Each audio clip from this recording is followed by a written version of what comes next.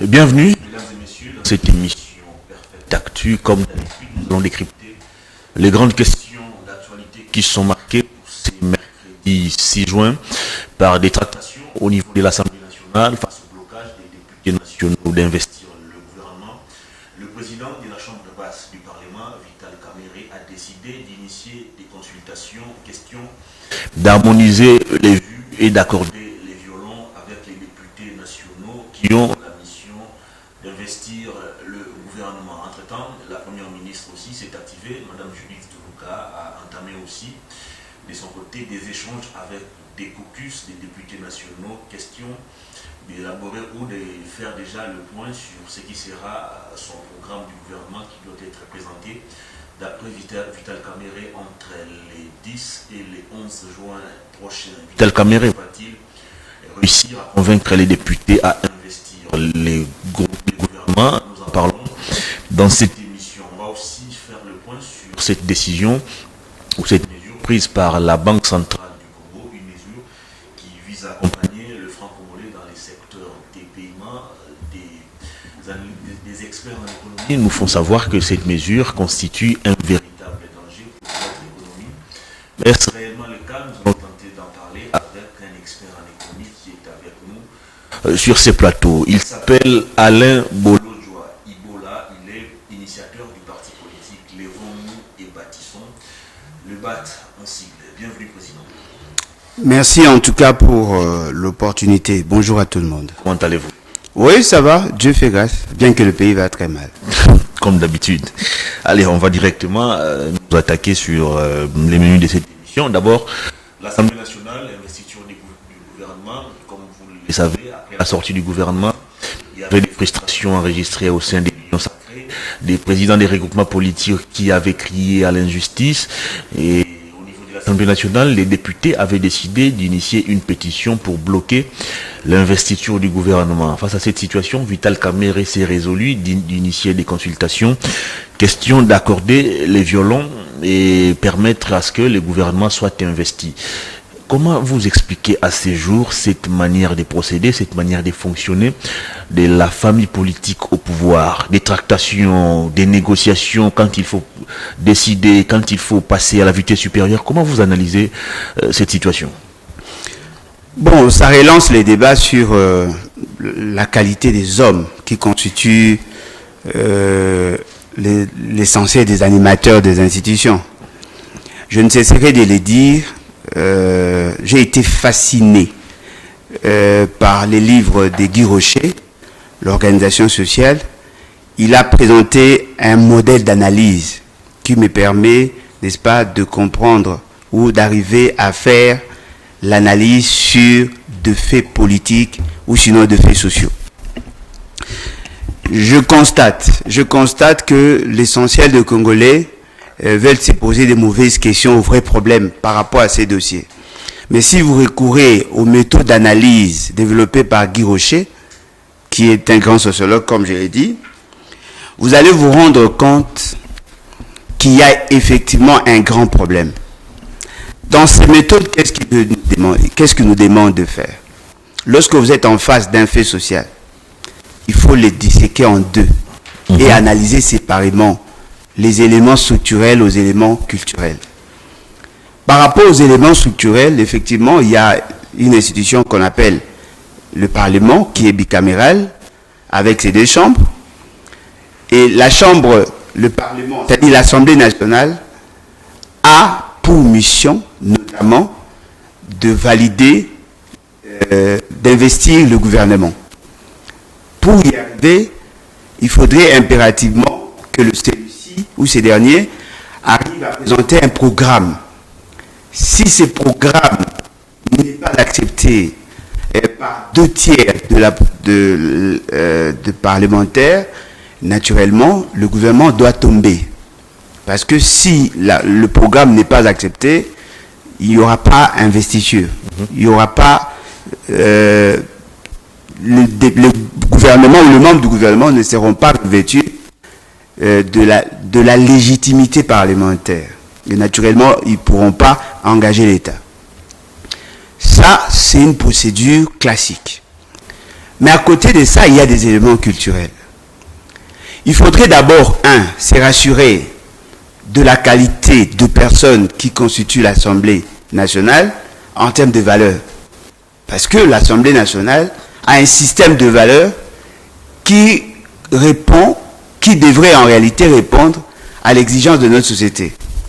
Voilà pourquoi vous trouvez, pour que le règlement intérieur de l'Assemblée nationale soit accepté ou entre en vigueur, il faudrait qu'il y ait le quitus de la Cour constitutionnelle qui doit vérifier si cela est conforme à la Constitution. Or, la Constitution, en réalité, c'est la volonté cristallisée de la population. Et donc, vous comprenez que vous ne pouvez pas analyser ces faits sans disséquer les deux dimensions de la question. La procédure, oui, ça sera certainement respecté. Mais est-ce que cela correspond au système de valeurs défendu par notre société et même par la dite chambre? Vous allez vous rendre compte, non. Pourquoi? Parce que déjà, la première ministre a été nommée apparemment sans le consentement de la majorité parlementaire. Premier élément en détail, le Sénat n'était pas encore installé. Est-ce que pour nommer le Premier ministre, on a besoin d'avoir le Sénat et la majorité parlementaire? On parle de la majorité parlementaire. Parce que, généralement, lorsqu'on parle de la majorité parlementaire, nous faisons tous le focus sur l'Assemblée nationale. Mais la Constitution parle de la majorité parlementaire. Vous pouvez avoir 251 sièges à l'Assemblée nationale, vous avez la majorité. Mais si au niveau du Sénat, vous n'avez pas cette majorité, naturellement, vous n'avez pas la majorité parlementaire. C'est vrai que l'Assemblée nationale a prééminence sur le Sénat, mais cela ne répond pas à la vision du constituant. Le constituant a bien spécifié qu'il faudrait qu'il y ait cette majorité parlementaire. Et n'oubliez pas que le Sénat intervient aussi dans des décisions qui peuvent être prises sur le gouvernement, bien que n'ayant pas un pouvoir coercitif. Et puis deuxièmement, le Sénat et l'Assemblée nationale constituent ce qu'on appelle le Congrès. C'est ce Congrès qui donne son quitus pour autoriser, et qui donne son quitus pour enclencher le poursuite contre le président de la République et le Premier ministre. Et donc, naturellement, le constituant voulait assez que l'on tienne compte. Deuxième élément. Il faudrait que les personnes qui décident sur l'investiture du gouvernement soient de personnes pétries des valeurs, de personnes qui se battent pour l'intérêt de la République. Ceux qui sont à l'Assemblée nationale n'ont pas des valeurs. Parce que déjà, j'en viens. Déjà, au départ, ce ne sont que des représentants. Exactement. Voyez-vous, en tant que tels, ils doivent incarner les aspirations de la population. Ces gens-là doivent être des hommes libres.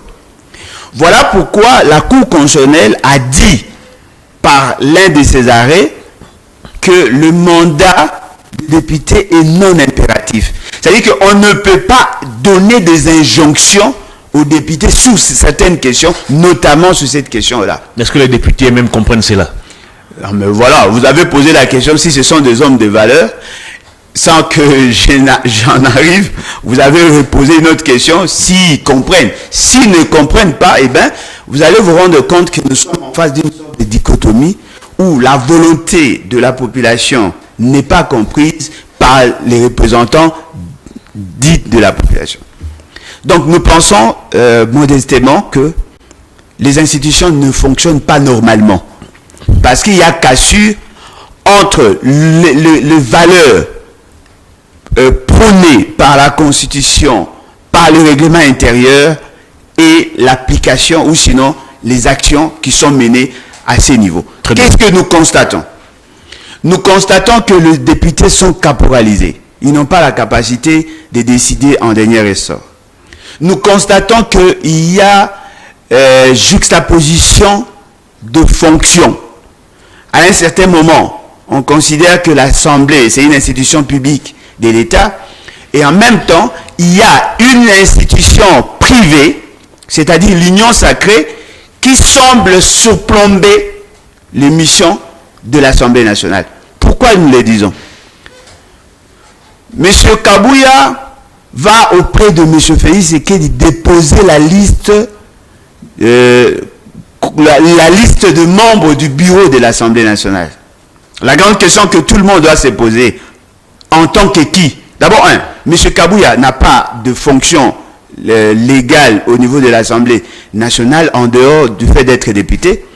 Deuxièmement, M. Félix Tshisekedi ne peut pas s'ingérer sur des questions relevant de la compétence exclusive des députés et surtout de l'Assemblée nationale. Non, il ne peut pas intervenir. Il a agi comme haute autorité politique de l'Union sacrée. Non, mais il a agi comme haute autorité politique de l'Union sacrée en violation de l'esprit et la lettre de la Constitution.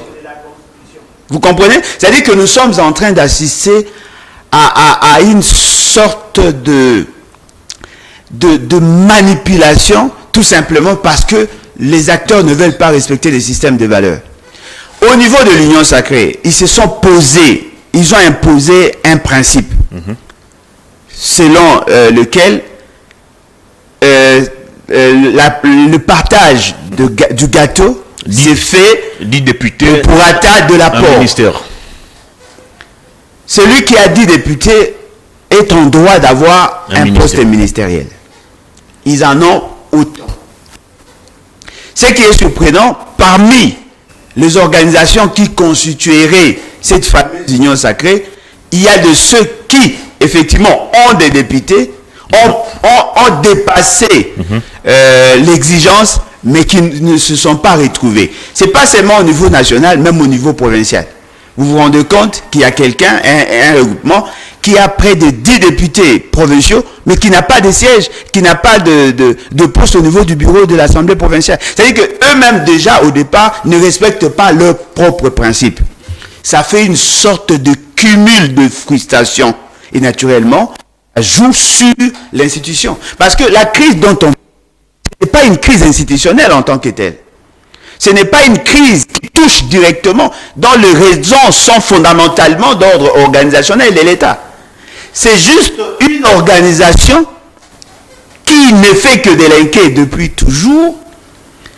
Et aujourd'hui, nous sentons que le pesanteur provient plutôt de cette organisation-là.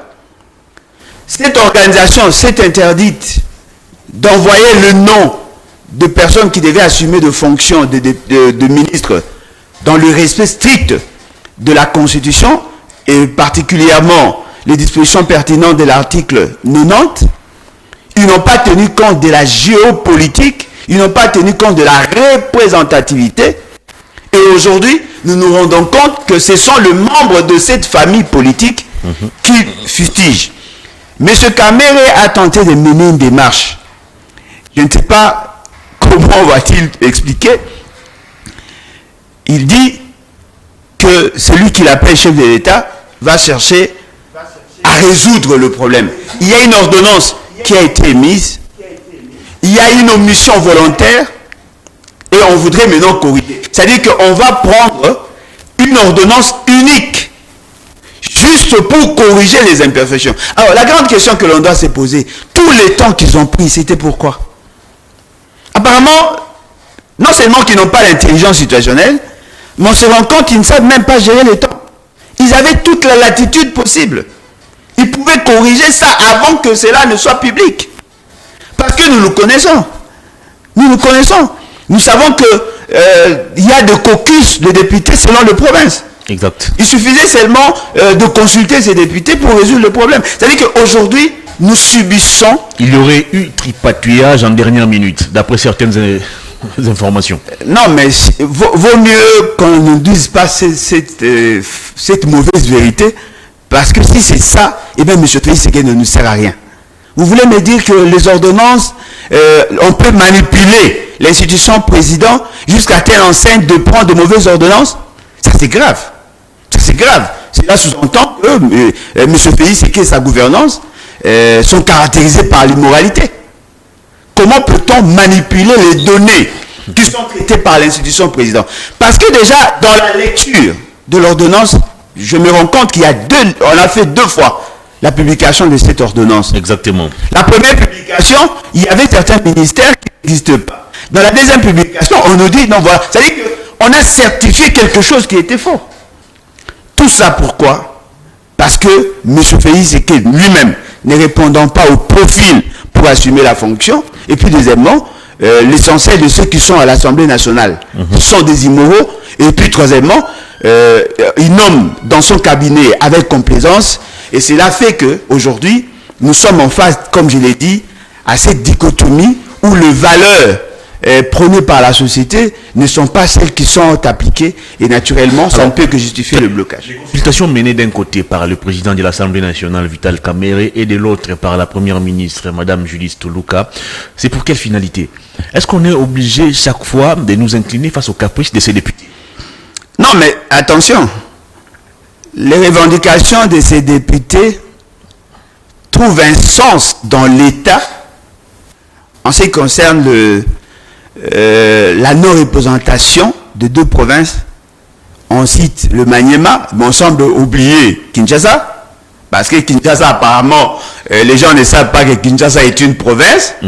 Hein, on la considère comme une ville, bien que je me suis rendu compte que M. Félix Tshisekedi, ne comprenant même pas la fonctionnalité de l'État et la configuration institutionnelle de l'État, il a eu à créer un vice-ministère ou un ministre délégué pratiquement chargé de la gestion, si on peut le dire ainsi, des villes, en oubliant que les villes sont des entités territoriales décentralisées qui ne dépendent pas de ceux d'humeur de ces derniers. Nous constatons que cette question-là, effectivement, les députés ont raison. Mais pour l'autre question, par rapport au non-respect, n'est-ce pas, au non-respect de principes édictés par eux-mêmes, ça c'est une question éminemment politique. Exact. Qui peut être résolue par des arrangements. Soit on laisse l'ordonnance continuer, ou soit on retire l'ordonnance avec ses conséquences, ou sinon on peut créer une sorte d'équilibrage par rapport aux entreprises et ainsi de suite, parce que là, la politique a toujours des solutions. Dans la politique, il y a toujours des formules, mais sur le plan institutionnel, nous nous rendons compte que M. Félix Tshisekedi n'a pas d'éthique institutionnelle dans ses prises de décisions, et naturellement, cela ne peut pas être résolu par des arrangements. Une famille politique qui a une majorité très écrasante à l'Assemblée nationale, au Sénat aussi peut-être, est-ce qu'elle a besoin chaque fois de supplier ses députés? Est-ce qu'elle a besoin chaque fois de courir derrière ses députés pour prendre des décisions ou pour investir un gouvernement? Le mot a été bien trouvé, une majorité écrasante. Cette majorité écrase la nation, écrase la Constitution, écrase le peuple. Ce n'est pas une majorité homogène. C'est une majorité hétérogène. Je dirais mieux, c'est une association de mercenaires, en fait. Comment ça? Chacun vient... C'est les gens qui ont été convaincus par la vision portée par Félix Tshisekedi. Non, mais s'ils connaissaient la vision, ils allaient la soutenir. Certains et même Félix Tshisekedi lui-même ne connaît même pas cette vision. Parce que d'après ce qu'on vous avait présenté... Comment il peut ignorer sa propre vision? Non, mais si on n'a pas de vision, on peut l'ignorer facilement. La preuve en est, ceux qui ont été avec Kabila nous ont dit qu'en moins de 5 ans, Félix Tshisekedi a fait mieux que Kabila en 18 ans. Non, mais c'est possible de faire mieux que Kabila, parce que Kabila n'a pas fait grand-chose en fait. Si vous faites mieux que Kabila, cela ne fait pas de vous un bon président. Parce que c'est lui qui fera mieux que Félix Tshisekedi. Probablement qu'il ne fera que ce qui est normal. Il ne fera pas de choses extraordinaires. Voyez-vous? Faire mieux que Félix Tshisekedi, c'est empêcher à ce qu'il y ait des détournements. Cela ne veut pas dire que vous êtes un bon gestionnaire. Empêcher les détournements n'est pas la finalité de l'action publique. Très bien, réponds à ma question. À quoi sert cette majorité? Cette majorité... Chaque fois, le président doit négocier avec ses députés. Non, mais ce sont des mercenaires. Ce sont des mercenaires et ils sont au service de plus offrants. Ils viennent, c'est comme un carrefour des ambitieux qui se mettent autour d'une table pour jongler contre les intérêts de la population. Le fait qu'ils sont dans le secret des dieux, ils connaissent comment ils ont constitué cette majorité. Et naturellement, chaque fois, il faudrait faire pression pour obtenir quelque chose. Et déjà, au départ, la coordination n'est pas bien faite à ces niveaux. Voilà pourquoi je félicite Madame Arlette Odia, qui en a parlé il y a de cela plus de 5 ans. Elle a dit, parmi les raisons qui lui auraient poussé à quitter cette fameuse union dite sacrée, c'est du fait qu'il n'y avait pas un texte pouvant régenter, n'est-ce pas, les actions dans cette organisation. Il y avait un problème de coordination, il y avait un problème des chartes, ils n'ont pas su cristalliser leur volonté. Leur charte, il y a les 6 membres elle a quitté autorité des références, il y a Mbata comme secrétaire permanent. Elle a quitté avant ces documents et je me rends compte que les choses n'ont pas évolué. Parce que si les décisions étaient prises dans un cadre de concertation, naturellement, le problème qu'on nous présente aujourd'hui serait résolu à leur niveau. Parce que je ne pense pas que je viendrai à la télé pour résoudre le problème avec ma femme. Nous avons effectivement un cadre de négociation, un cadre d'harmonisation. On le fait là-bas. Et très souvent, même les enfants ne savent pas que nous sommes en crise. Parce que nous fournissons des efforts pour que nos enfants ne soient pas informés de toutes les crises qu'il y a dans notre famille au risque de les déstabiliser. En réalité, ça devait être ça, l'approche développée. Les FCC avaient aussi des problèmes. L'AMP, MP avait aussi des problèmes, mais très souvent, ces problèmes étaient résolus en son sein. Ce n'était pas ce que nous voyons aujourd'hui. Il y a une délinquance qui ne dit son nom au niveau de ce que vous appelez union sacrée, justement parce qu'ils n'ont pas de gouvernail, justement parce qu'ils n'ont pas de système de valeurs, et tout le monde veut profiter de la faiblesse des autres. Et voilà. Ce qui est positif dans tout ça, c'est l'enseignement qui vient après. Vous avez triché tous contre la nation, et aujourd'hui on triche contre vous. Voyez-vous? Monsieur Kamere, en tant que jongleur, en tant que politicien, animal politique, dans le sens purement congolais, il sait que pour résoudre ces problèmes, on ne peut pas utiliser les muscles. Parce que ces députés-là peuvent aussi constituer un obstacle par rapport aux objectifs poursuivis par leur famille politique. Il a préféré aller dans le sens des négociations. S'il négocie et que... Est-ce que c'est des négociations gratuites? Parce que nous connaissons la manière dont fonctionnent nos députés. Non, mais ce sont des mercenaires. Il faut faire circuler les billets des banques. Est-ce que c'est des choses qui se passent de manière gratuite? Non, mais ce sont des mercenaires. Ça va se faire à 2 niveaux. Sur le plan politique, ça va se faire avec monsieur Kamere. Mais sur le plan financier, ça va se faire avec Madame Toulouka, qui n'a pas la maîtrise du député. Aussi. Elle va consulter certainement pour réduire la tension et la pression. Soit elle va revoir leur ordonnance, ou sinon elle doit céder quelque chose en vue de compenser le manque à gagner. Parce que nous sommes là dans les affaires, ce sont des affairistes, ce sont des mercenaires, ils sont là pour servir la cause individuelle. Et naturellement, s'ils ne se retrouvent pas, ça bloque. Alors, essayez de vous imaginer si tout Congolais avait le même réflexe à chaque fois de revendiquer. Je pense que le pays allait connaître son envol. Parce que si leurs droits sont violés, eh bien, ils conjuguent leurs efforts, ils mutualisent leurs efforts pour revendiquer. Très bien. Mais s'il s'agit des intérêts de la population, en ce moment-là, ils trouvent des astuces justement pour y échapper. Nous sommes en train d'assister à la corruption des institutions. Tout ce qui se fait là, c'est de la corruption. Mais personne n'aura le courage d'en parler. Et tout le monde va chercher à trouver des raisons pour justifier ce qui s'est fait. Pourquoi la première ministre doit-elle négocier avec le parlementaire? Non, elle ne négocie pas. Elle consulte les caucus des députés. Question de leur présenter ou d'avoir peut-être leur avis aussi sur l'élaboration de son programme de gouvernement qui sera présenté. Elle est en train de consulter les députés dans les cas d'élaboration. Le caucus. Oui. Pas des experts, mais le caucus. Les caucus des députés. Mais apparemment, la substance de l'affaire sera vidée. elle doit déposer son fameux programme. Les députés doivent le scripter et puis éventuellement analyser, critiquer. Parce que si elle veut vider la substance, ça risque d'être comme les primaires organisées par l'Union des Sacrés. Voyez-vous, ça a ôté ça a ôté la substance, n'est-ce pas, aux élections qui devaient en réalité avoir lieu par rapport aux membres du bureau. Son programme doit prendre en compte les aspirations de la population.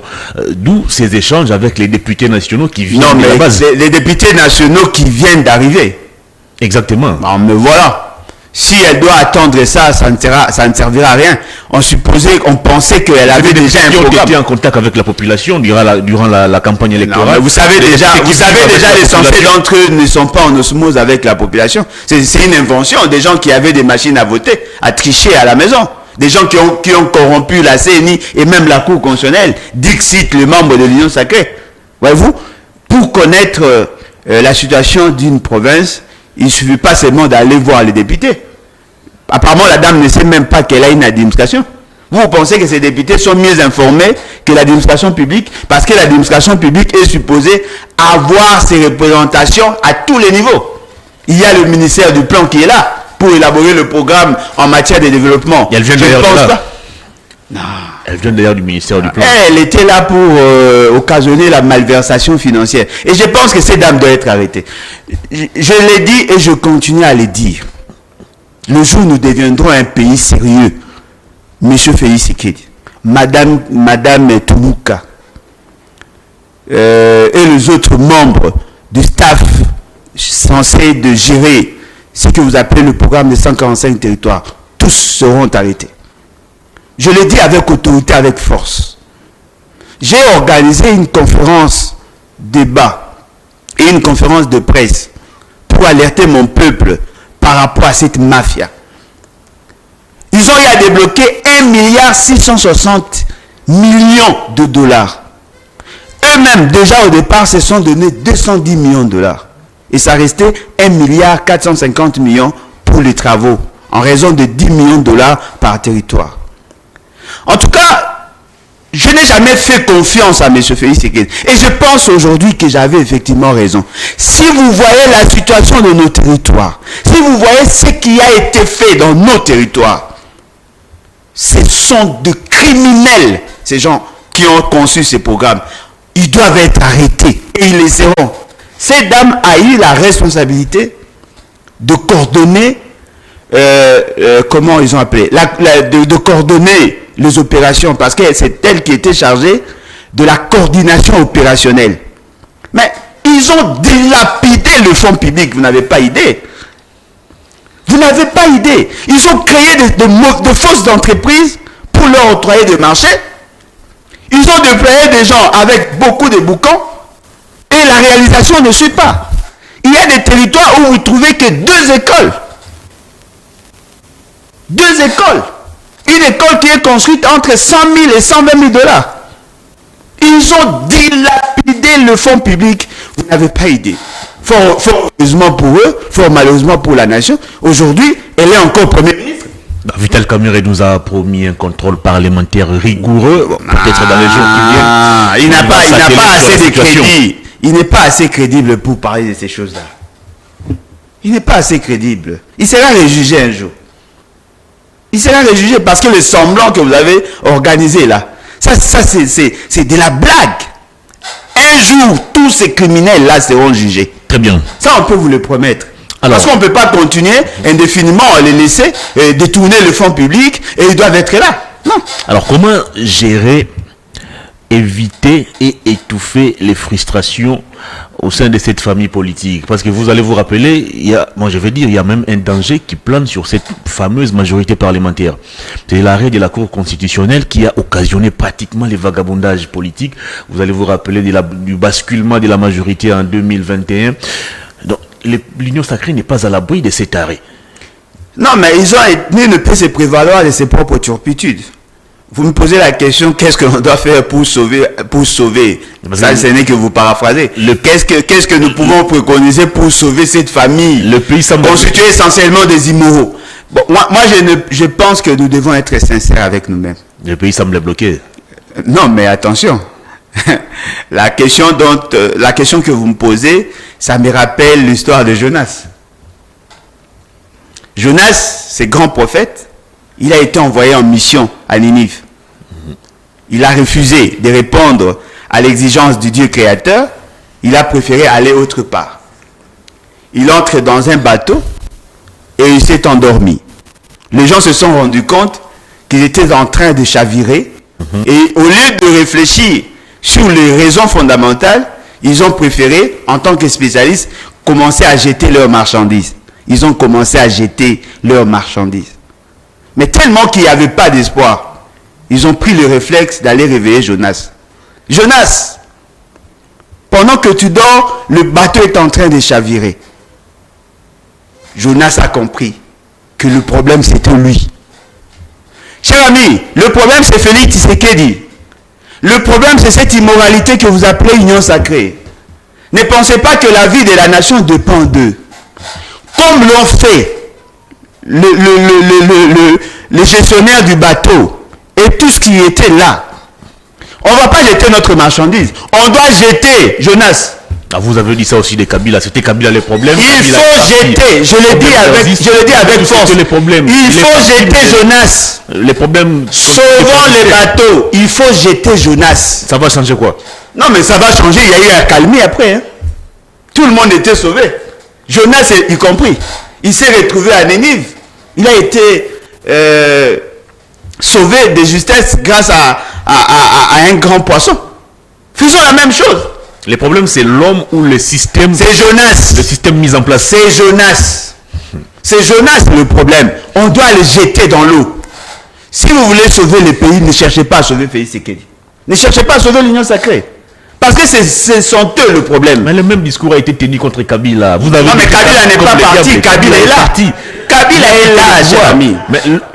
Kabila est là. Kabila, c'est un système. C'est Félix Tshisekedi. On doit les jeter dans l'eau. Lui et son union sacrée. Ne me posez jamais la question comment peut-on sauver l'union sacrée. Parce qu'on ne va pas conditionner la vie de la nation par rapport à leur saut d'humeur. Pendant que eux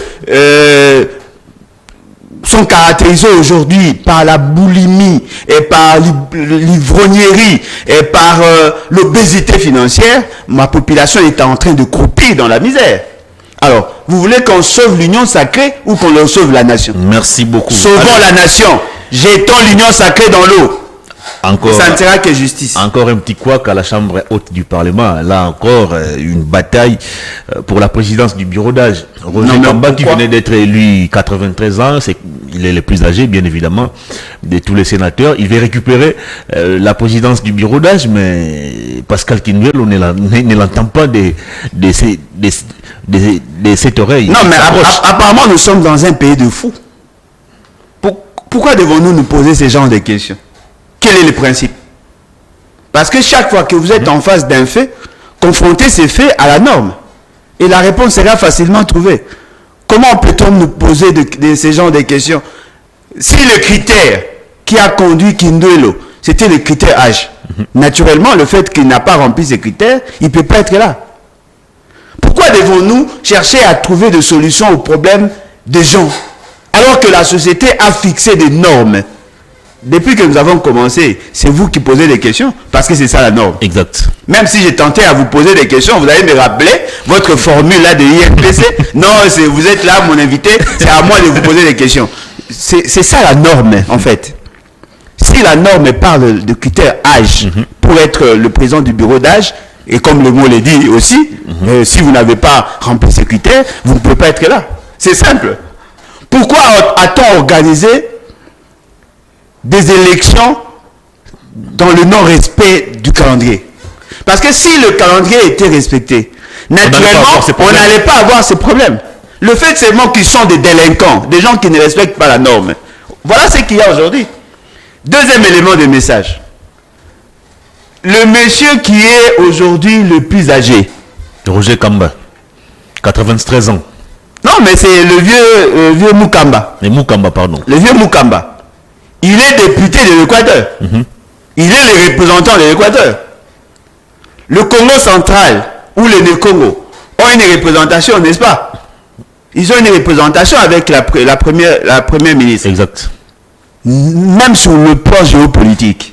C'est nous, Kamba, qui doit être là. Il s'agit d'un bureau provisoire. Non, mais effectivement, je vous dis, il y a deux dimensions. Que ce soit sur le plan géopolitique, que ce soit sur le plan âge, il est mieux placé pour être là. Mais pourquoi Pascal Kinouelo s'accroche? Non, mais justement parce que nous sommes dans un pays de délinquants. C'est une présidence qui nous va prendre, je crois, 3 mois. Non, il y a des avantages liés, cher ami. Il y a des avantages liés. Nous sommes en train d'assister à l'effondrement de nos sociétés parce que nous n'avons plus de repères, nous n'avons plus un système de valeurs adapté. Si on pose la question à tous ceux qui soutiennent ou qui soutiendraient M. Kinouelo, pourquoi devait-il être là? Ils vont vous dire parce qu'il était là avant. Parce qu'il était là avant. Mais attention, il peut être là si la cour d'appel ou sinon si la cour constitutionnelle était saisie par rapport à son dossier, par rapport à son élection. Si on constatait qu'il ne méritait pas être sénateur, il va partir. De la même manière qu'il doit partir parce que ce n'est pas lui qui est le plus âgé. Ce n'est pas lui qui est le plus âgé. Voyez-vous, c'est-à-dire que le fait seulement que vous ne voulez pas respecter la norme, ça vous rattrape. Est-ce que ça constitue une violation de la loi qui peut être traduite aussi comme une infraction? Non, mais bien évidemment, parce qu'il veut s'arc-bouter sur une fonction dont il n'a pas le droit, dont il n'a pas qualité. Et dans tout ça que fait la Cour constitutionnelle? Non, mais la Cour constitutionnelle est devenue déjà...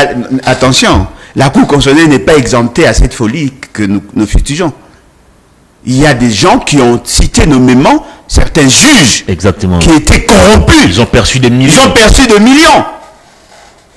Mais cette cour est tellement courte, elle ne veut même pas statuer sur sa propre mort. Et donc, moi je pense que nous devons nous ressaisir. Nous devons bâtir une société de valeurs. Ce sont des valeurs qui nous protègent.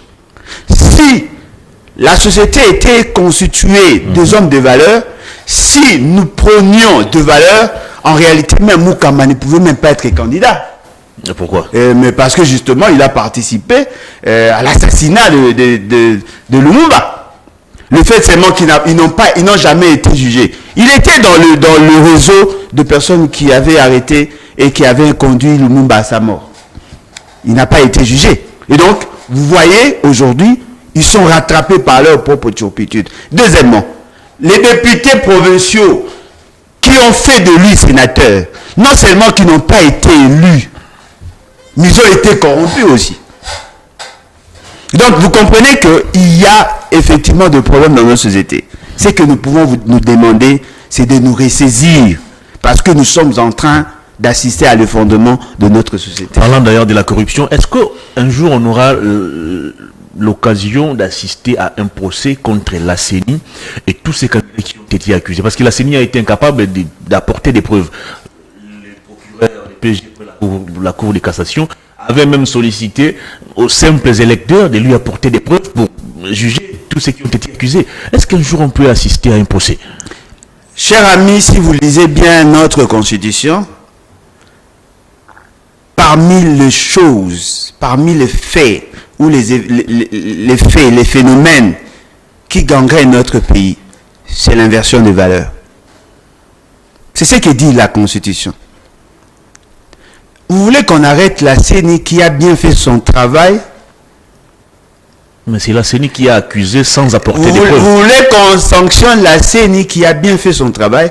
Quelles étaient les missions dévolues à la CENI? Attention, nous ne parlons pas de la CENI en tant qu'organisation, en tant que réalité juridique dans la Constitution. Nous parlons de la CENI en tant que réalité sociologique.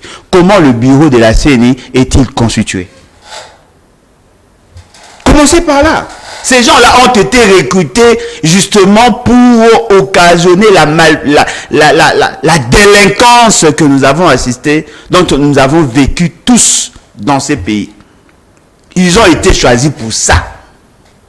Pour que quelqu'un soit poursuivi au Congo, il faudrait qu'il y ait les cutus du gourou. C'est lui qui décide sur qui doit être libre et qui doit être arrêté. Les juges, le magistrat ne sont plus indépendants. Bon, le magistrat pas de manière globale. Les juges ne sont plus indépendants et le procureur ou sinon le magistrat debout en règle générale, ne sont plus au service de la nation, ils sont au service de plus au front, et généralement, ce sont les dirigeants. Parce qu'en réalité, on devait assister effectivement à un procès contre les agents de la CENI qui ont eu à vendre les machines. Mais on a cité Nanga, et pardon, comment il s'appelle, Kadima, parmi les gens qui ont eu à occasionner la mauvaise gestion du processus électoral. Il ne sera jamais inquiété. De la même manière qu'on avait cité Nanga. On l'a cité dans le détournement de plus de 100 millions de dollars. Lui et Basengezi et consorts. Il n'a pas été inquiété. Basengezi qui a rejoint même l'Union sacrée. Non mais voilà. C'est-à-dire qu'il y a une sorte de blanchisserie qui est créée justement pour laver tous ceux qui ont eu à causer du tort à cette République. Nous devons arrêter à un certain moment. Pourquoi on a diffamé les gens de manière vraiment inutile? Les Bochab, les Mobila et consorts. Non mais les Bochab, même Bochab. Je ne comprends pas comment Bochab pouvait se retrouver dans l'Union sacrée. Bon, je comprends. C'est une bande de gangs. Je comprends. Très bien. Toutes les anti-valeurs fustigées dans la Constitution se retrouvent dans l'Union sacrée. Toutes les je peux vous énumérer toutes les anti-valeurs. C'est dans l'Union sacrée. Merci beaucoup. Allez. Et c'est pitoyable. On va parler de votre domaine de prédilection. L'économie, avec cette mesure prise par la Banque centrale du Congo pour accompagner le franc congolais dans le secteur des paiements. Avant d'entrer même dans le fond de cette question, comment vous expliquez déjà cette mesure? Bon, c'est du sensationnel. Ça prouve à suffisance que les décisions sont prises par essai-erreur. Je tiens à vous rappeler qu'ils avaient présenté 28 mesures de mitigation. Parmi ces mesures, cette approche-là n'y était pas.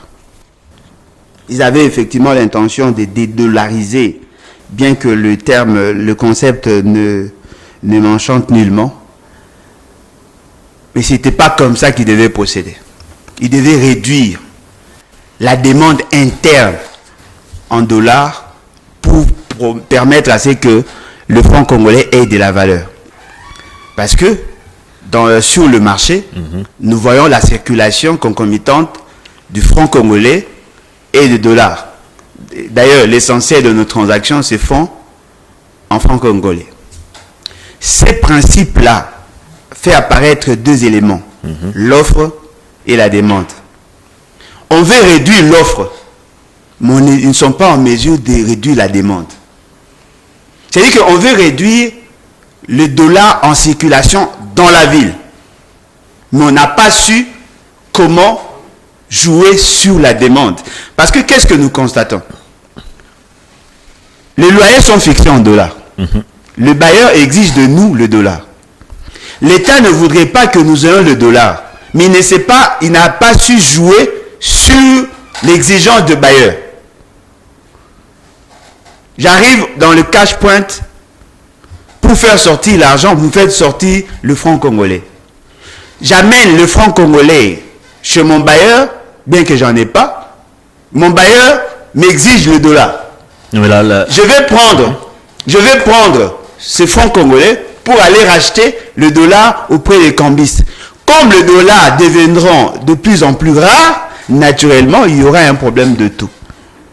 La mesure ne concerne pas les distributeurs automatiques des billets. On parle ici des terminaux de paiement électroniques. Ça ne concerne pas les... Non, terminaux de paiement électronique, ça veut dire quoi? Ça veut dire quoi?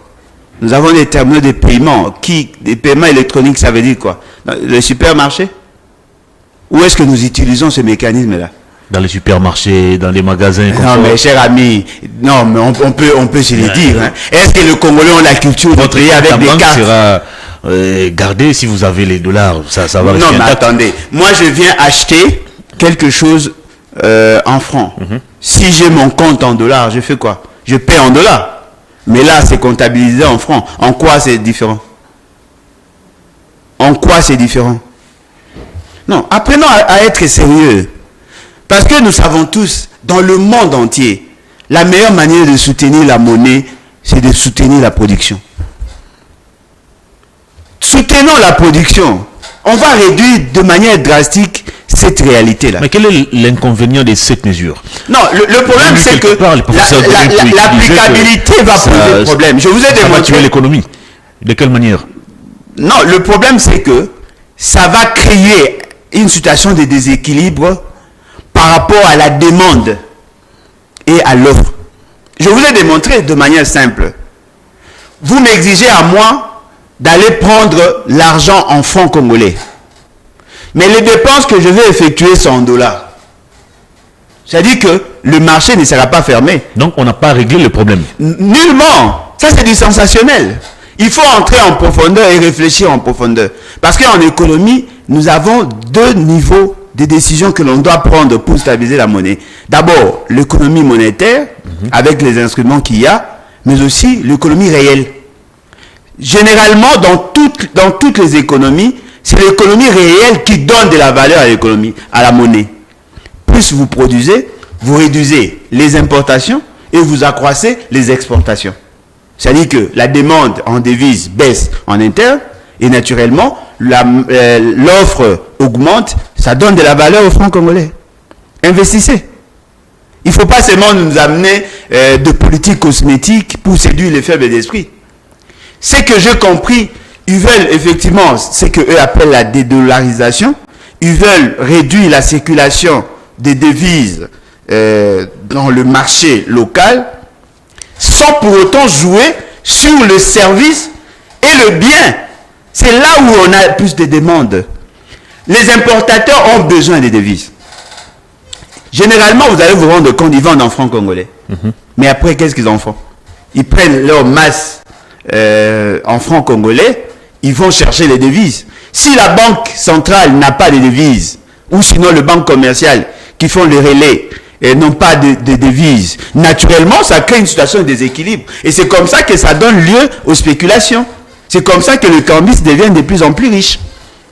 Alors, ne jouez pas seulement sur l'offre, jouez aussi sur la demande. Fort malheureusement, pour jouer sur la demande, il faudrait réduire de manière drastique notre dépendance. Ils ont fait 5 ans au pouvoir.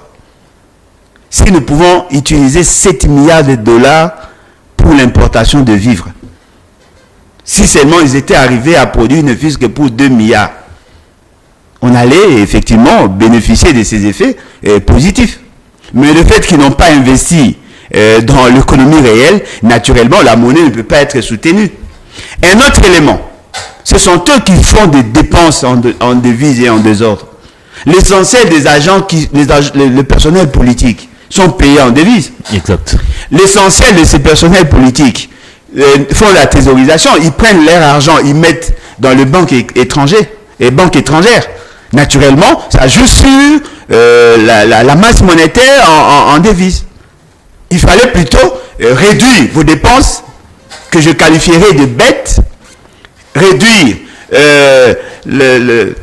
la thésaurisation, réduire la circulation de devises dans les secteurs non productifs, et comme ça, ça va nous aider à avoir une économie assez stable. Bon, ils ont tenté, et voyons voir, mais je pense qu'ils vont revenir parce que déjà au départ, ils ont été mal choisis. Est-ce que cette mesure va-t-elle permettre au gouvernement de stabiliser la situation, ou disons le taux d'échange sur le marché? Non, mais c'est la même question pratiquement.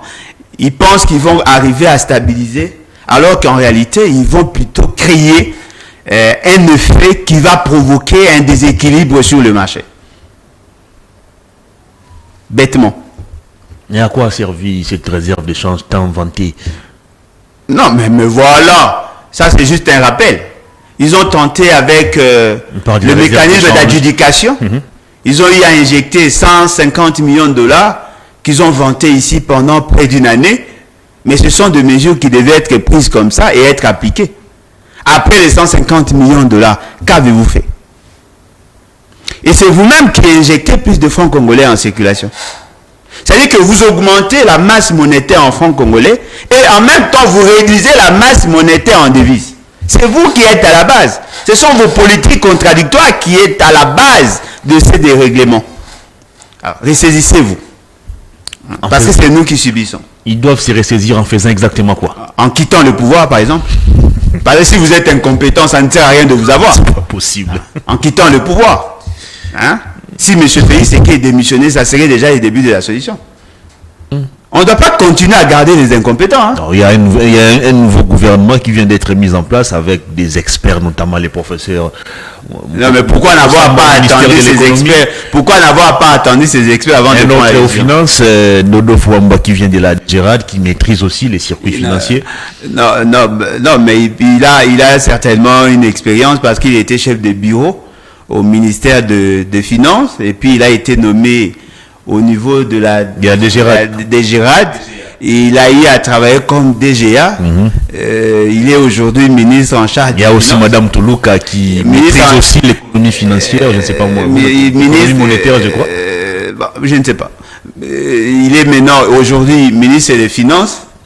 Et puis voilà. De la même manière qu'on avait chanté, encensé Monsieur Nicolas Kazadi, mais au finish, on a compris que c'est pas Patito. Là, vous parlez de Moukoko Samba Daniel, les professeurs. Non, mais il est ministre de l'économie. Dans son job description, il ne va pas statuer sur la monnaie.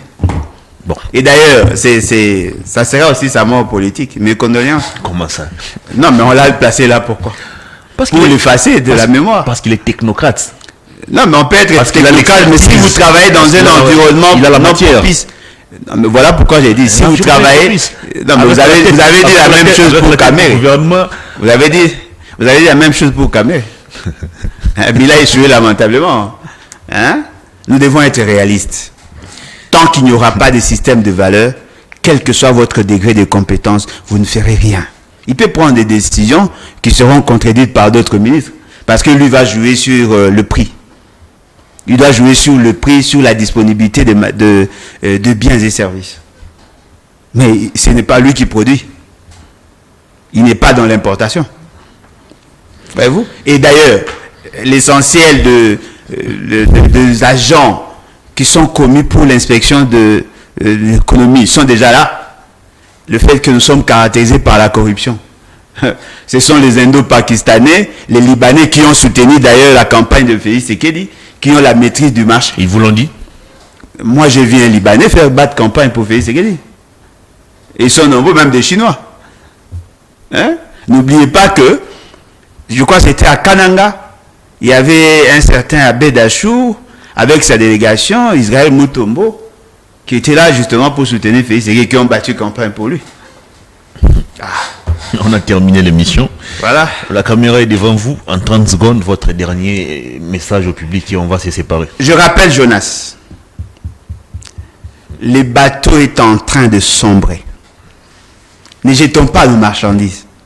On nous dit non, il y a un problème. Il faut que l'on décharge un peu le bateau. On doit jeter la Constitution. Non. Laissons la Constitution dans le bateau. Jetons Jonas. Nous devons nous investir pour jeter Jonas dans l'eau. Ça serait une manière pour nous de sauver les bateaux et de sauver notre marchandise. Voilà. Il faut changer la constitution. C'est ce qui est à la base. C'est ce qui est à la base non, de mais, tout ça. Non, mais les gens ont tenté de jeter leurs marchandises. Le problème n'a pas été résolu. Il y a quelqu'un qui a désobéi aux ordres du Dieu créateur. Cette personne doit être jetée dans l'eau. Jetons Jonas dans l'eau. Alain Bolo Joa Ibola, grand merci à vous pour votre disponibilité. C'est à moi de vous remercier. Merci beaucoup. Ça en est fini, mesdames et messieurs. Merci d'avoir suivi cette émission. Merci à toute l'équipe technique. Au revoir. Bonne suite des programmes sur nos antennes. Jonas.